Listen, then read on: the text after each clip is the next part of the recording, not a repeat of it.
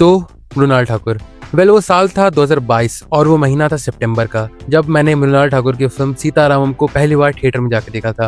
अगर देखा जाए तो ये मूवी अगस्त में रिलीज हुई थी, लेकिन जहाँ पर मैं रहता हूँ वहाँ पर ये मूवी अगस्त में हिंदी में रिलीज नहीं हुई थी एंड मैं ऐसे हिंदी में देखना चाहता था। और फिर फॉर्चुनेटली ये मूवी अगले ही मंथ हिंदी में भी रिलीज हो गई और मैं इस फिल्म को देखने के लिए गया, क्योंकि मैं इस फिल्म के बारे में अच्छी खासी तारीफ सुन रहा था, जहाँ पर कई लोग ये भी कह रहे थे कि फाइनली फेथ रिस्टोर्ड इन रोमांटिक सिनेमा। और मुझे लगा कि अगर इतने सारे लोग इस फिल्म की तारीफ कर रहे हैं, अलग अलग शब्द निकाल के ला रहे हैं सामने, तो डेफिनेटली ये फिल्म अच्छी होगी। और फिर काफी ज्यादा डिले करते करते मैं फाइनली इस फिल्म को सितंबर में देखने के लिए थिएटर में गया। और जब मैंने इस फिल्म को थिएटर में देखकर कंप्लीट किया तो मैं कह सकता हूँ कि मैं काफी लंबे वक्त तक इस फिल्म से निकल नहीं पाया था, जहाँ पर मैं आज के टाइम पे भी एग्री करता हूँ कि फिल्म के कई सारे फ्लॉज है। खास करके इस फिल्म के एंडिंग को लेकर मुझे कई सारे डाउट्स है कि उस फिल्म की एंडिंग को और भी ज्यादा अच्छी तरीके से बनाया जा सकता था, जहाँ पर इस फिल्म की एंडिंग मुझे बहुत ज्यादा एब्रप्ट लगती है, लेकिन उसके बावजूद भी फिल्म बहुत ही अच्छी थी। फिल्म के ऐसे कई सारे सीन्स थे जिनसे मैं अच्छी तरीके से कनेक्ट कर पाया था, या फिर मैं कह सकता हूँ कि सीता महालक्ष्मी और मेजर राम के जो कैरेक्टर है, उन दोनों के कैरेक्टर के बीच में जो कनेक्शन था मैं उसे अच्छी तरीके से फील कर पा रहा था। और जब मैंने फिल्म देखकर कंप्लीट किया था तो जैसे मैंने बताया कि मैं काफी लंबे समय तक इस फिल्म से निकल नहीं पाया था। यहाँ तक कि इस फिल्म के जितने भी सारे गाने थे जिन्हें हिंदी में गाया गया था, जैसे हम जानते हैं कि कम से कम साउथ इंडिया फिल्मों के जितने भी सारे गाने होते हैं या फिर पहले के होते थे जो भी गाने, उन्हें जब हिंदी में ट्रांसलेट किया जाता था या फिर हिंदी डब में जब उन्हें और भी अलग सिंगर से गवाया जाता था, तो वहाँ पे हमें एक बहुत ही विचित्र लिरिक्स देखने को मिलता था, मतलब लिरिक्स सुनने को मिलता था, जो कि बहुत ही ज्यादा अजीब लगता था। लेकिन सीतारामम के साथ वैसे नहीं किया गया, किसी भी चीज को फॉर ग्रांटेड नहीं लिया गया। यहाँ पर गानों को अच्छी तरीके से डब किया गया है, जो कि सुनने में बहुत अच्छा लगता है एंड इस कारण की वजह से भी ये फिल्म ओवरऑल एक अच्छा खासा पैकेज थी मेरे लिए। और फिर वही हुआ जो होना था, मैं मृणाल ठाकुर के पीछे एक तरीके से पागल हो गया। मैंने उनकी कई सारी और भी मूवीज देख डाली, जहां पर उन्होंने सुपर 30 में ऋतिक रोशन के साथ काम किया था। उसके बाद जो 2022 में उनकी एक और फिल्म आई थी जिसका नाम था जर्सी, जो कि डेफिनेटली साउथ इंडियन फिल्म की एक रीमेक थी, लेकिन मैंने उस फिल्म को भी देख डाला। किस लिए? केवल उस फिल्म में मृणाल ठाकुर थी, इस कारण की वजह से। और सिर्फ इतना ही नहीं, उसके अलावा कपिल शर्मा शो में जिस तरीके से मृणाल ठाकुर जाके अपनी फिल्म को प्रमोट करने के लिए गई थी, मैंने उसके भी एपिसोड देख डाले। उसके अलावा जितने भी और वैरायटी शोज में मृणाल ठाकुर ने अपना शुमार किया था खुद को, मैंने उन सारे शोज को भी देख डाला। किस लिए? क्योंकि मुझे मृणाल ठाकुर को देखना था। मैं टोटली ऑब्सेस हो चुका था इस लेवल तक, और मुझे सच में लग रहा था, मतलब मृणाल ठाकुर की एक्टिंग को सीतारामम में देख के मुझे सच में लग रहा था कि हाँ, आगे चल के अगर कोई एक्ट्रेस याद रखी जाएगी अपनी लेगेसी के लिए तो उसमें मृणाल ठाकुर का नाम जरूर से होगा। लेकिन मैं कितना हद तक गलत हो सकता था वो मुझे आगे चल के रियलाइज हुआ, जहाँ पर सीतारामम ने मुझे डेफिनेटली सरप्राइज किया था। और मैं ये कह सकता हूँ कि हाँ, फाइनली फेथ रिस्टोर्ड इन रोमांटिक सिनेमा। लेकिन आगे चल के इसी फेथ को मृणाल ठाकुर ने तोड़ दिया था, कंप्लीटली शैटर कर दिया। जहां पर अगर देखा जाए तो सुपर 30 के बाद उन्होंने बाटला हाउस में काम किया था, घोस्ट स्टोरीज में काम किया था, तूफान में काम किया था, धमाका में काम किया था एंड जर्सी में काम किया था। लेकिन इन सारी मूवीज को लेके उन्हें बहुत ज्यादा रिकग्निशन देखने को नहीं मिला था। लेकिन सीतारामम के चलते उन्हें जो रिकग्निशन देखने को मिला, उसको हम कह सकते हैं कि हर एक एक्टर जिसने एक लंबा करियर देखा है, उसके जीवन में एक ऐसा रोल आता ही है जो कि आइकॉनिक बन जाता है। वो रोल सीतारामम में मृणाल ठाकुर को भी देखने को मिला एंड हम कह सकते हैं कि साल 2018 में लव सोनिया से थिएट्रिकल डेब्यूट देने के बाद 2022 में ही उनकी एक ऐसी फिल्म आ गई जहां से उनकी एक लेगेसी क्रिएट हो गई। तो हम कह सकते थे कि हाँ, मृणाल ठाकुर आगे चल के रूल करने वाली है। लेकिन हम कितना ही गलत हो सकते थे, उससे मृणाल ठाकुर ने आगे हमें बताया। जहां पर 2022 में जर्सी के बाद सीतारामम आई और उसके बाद एक शॉर्ट फिल्म आई जहां करके, जिसमें उन्होंने अविनाश तिवारी के साथ काम किया था। और मैं सच बता रहा हूँ कि वो भी एक बहुत ही बेहतरीन फिल्म थी। मतलब वो शॉर्ट फिल्म थी, लेकिन डेफिनेटली वो आपका टाइम डिजर्व करती है। अगर आपके पास अभी भी वक्त होगा तो आप उस फिल्म को चेकआउट करना। सीतारामम ने मुझे जिस तरह का ट्रॉमा दिया था, उसे भी कुछ हद तक आगे बढ़ के जहान ने मुझे ट्रॉमा दिया था। Even though it was short film, लेकिन भाई साहब वो एक ब्रिलियंट फिल्म है, ये मैं कह सकता हूँ। और इन दोनों कंसेक्यूटिव टेरिफिक परफॉर्मेंस देने के बाद मुझे लगा था कि हाँ, मृणाल ठाकुर तो रूल करने आई है। लेकिन उसके बाद वो हमें देखने को मिली सेल्फी मूवी में, जहाँ पर उनका एक छोटा सा रोल था, मतलब गाने भर का रोल था। तो उस चीज को यहाँ पर हम इंक्लूड नहीं कर सकते हैं। लेकिन फिर साल 2023 में उनकी एक फिल्म आई गुमराह, जिसमें वो स्टार हुई अपोजिट किसके, आदित्य रॉय कपूर के। एंड मैं सच बता रहा हूँ कि मैक्सिमम लोगों ने इस फिल्म के बारे में सुना भी नहीं होगा, क्योंकि अगर देखा जाए तो इस फिल्म का जो बजट था वो अराउंड 25 करोड़ का था। एंड उस बजट पे इस फिल्म ने कितना कमाया था? केवल 10 करोड़। और ना ही क्रिटिक्स ने और ना ही ऑडियंस ने फिल्म को पसंद किया था। एंड टोटली एंड कम्प्लीटली लोगों के दिमाग से ये फिल्म उतर भी चुकी है। फिर उसके बाद आई लव स्टोरीज 2, जिसे मैंने तो देखा नहीं है, इसलिए मैं उस पर कमेंट नहीं करना चाहूंगा। फिर उसके बाद आई आंख में चोली, जो कि अगेन इतनी बड़ी फ्लॉप हुई कि उसके बारे में अगेन आपने नहीं सुना होगा, क्योंकि ये फिल्म ने बॉक्स ऑफिस पे केवल और केवल 1 करोड़ 50 लाख कलेक्शन निकाला था। सोचो, इतना गंदा कलेक्शन।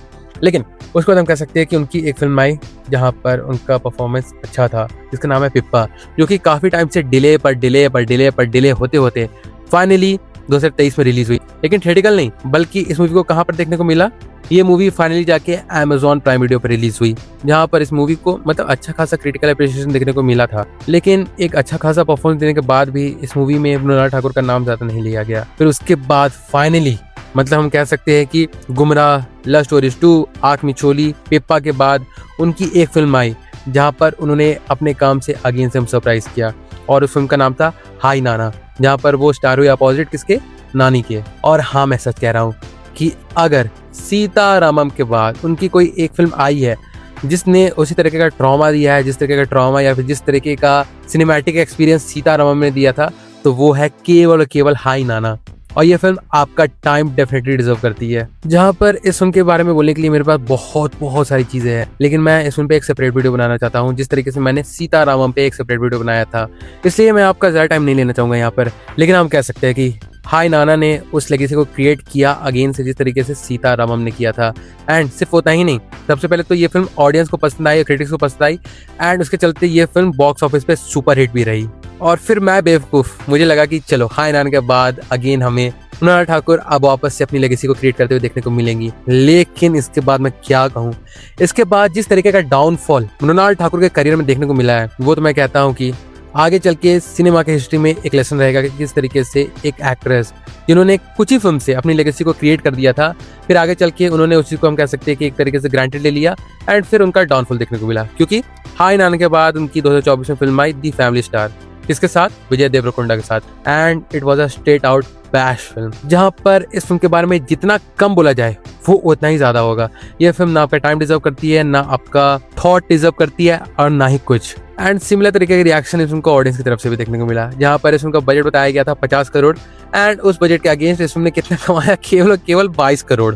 और ये फिल्म सिर्फ मृणाल ठाकुर नहीं, बल्कि विजय देवरकोंडा के लिए भी एक कलंक बन के रह गई। फिर इसके बाद 2024 में उनकी एक और फिल्म आई, या फिर कह सकते हैं कि एक ऐसी फिल्म आई जहां पर उनका एक कैमियो था, एक छोटा सा रोल था, लेकिन वो एक सरप्राइजिंग कैमियो था। एंड हाँ, मैं बात कर रहा हूँ कल्कि 2898 AD की, जहां पर उनका जो हमें रोल देखने को मिला था वो टोटली अनएक्सपेक्टेड था, कम से कम मेरे लिए था, क्योंकि मैं इस फिल्म को देखने के लिए गया था first day first show, and जब मृणाल ठाकुर की एंट्री हुई I was totally blown away. क्योंकि सबसे पहले तो सीतारामम ने मेरे दिमाग में एक अच्छा खासा छाप छोड़ दिया था। उसके बाद रिसेंटली मतलब पिछले साल ही आई थी उनकी एक और फिल्म हाय नाना, जिसने अगेन से उनकी लेगेसी को मेरे दिमाग में लाइक पुट कर दिया था। तो यहाँ पर मैं उन्हें देख के बहुत ज़्यादा खुश था, लेकिन फिर उन्हें इस फिल्म में मार दिया गया, मतलब लिटल मार दिया गया। और मैं कह सकता हूँ कि आज के टाइम पे अगर कल की 2898 AD की बात होती है तो मृणाल ठाकुर के बारे में शायद कोई बात करता हो। पर खैर छोड़ो, कोई बात नहीं, क्योंकि इसके बाद तो उन्होंने जिस तरीके की फिल्म की है उसके बारे में ना ही बात की जाए तो ज्यादा अच्छा है। जैसे सन ऑफ सरदार 2, ना मत बात करो, बिल्कुल खराब फिल्म। एंड मृणाल ठाकुर ने ऐसी परफॉर्मेंस दी कि ना ही बात की जाए तो ज़्यादा बेहतर होगा। फिर दो दीवाने एक शहर में, जहाँ पर हम कह सकते हैं कि हाँ, ये फिल्म एक अच्छी फिल्म थी, लेकिन इस फिल्म का बॉक्स ऑफिस कुल अच्छा नहीं था, एंड ये फिल्म थिएटर में ज़्यादा दिन तक रह भी नहीं पाई थी। एंड फिल्म को देख के ऐसा भी लग रहा था कि मृणाल ठाकुर के सामने जितनी भी सारी फिल्में आ रही है वो उन सारी की सारी फिल्मों को एक्सेप्ट करते हुए जा रही है। उन्हें बस काम करना है, बस काम पे काम करना है। और लगता ऐसा रहा है कि एक ऐसा पॉइंट आ जाएगा कि जहाँ पर हम इन्हें कह पाएंगे कि ये फीमेल अक्षय कुमार बनते हुए जा रही है। लेकिन चलो कोई बात नहीं। इसके बाद उनकी एक और फिल्म आई डकैत, अ लव स्टोरी, जहाँ पर हमें अनुराग कश्यप देखने को मिले, और मैं अनुराग कश्यप को एज अ विलेन देखने के लिए बहुत ज्यादा एक्साइटेड था।